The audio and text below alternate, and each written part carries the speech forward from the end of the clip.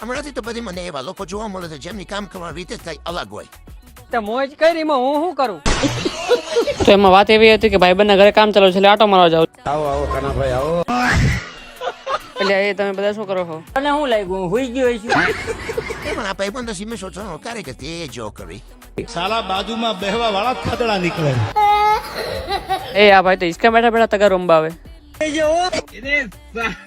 અલ્યા એ ઉભા રહેજો થેલી અંદર મૂકો. અલ્યા એ આ ભાઈ વયા ગયા. યાદ રાખીએ અહીંયા ઉડે તો હા નકર જો બાવરિયામાં ઘા.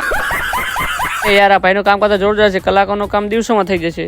મારે તકલીફ ઘણી હશે દોષિત હોય હાલમાં. અરે પણ આ ત્રણ કડિયા તો એમ કામ કરે. લ્યો માલ ખૂટી ગયો. પૂછ્યું તુમ કહા હો? અલ્યા એ ઉભા રહેજો આ ભાઈ ઇલેક્ટ્રોનિક કોડો ચલાવે છે.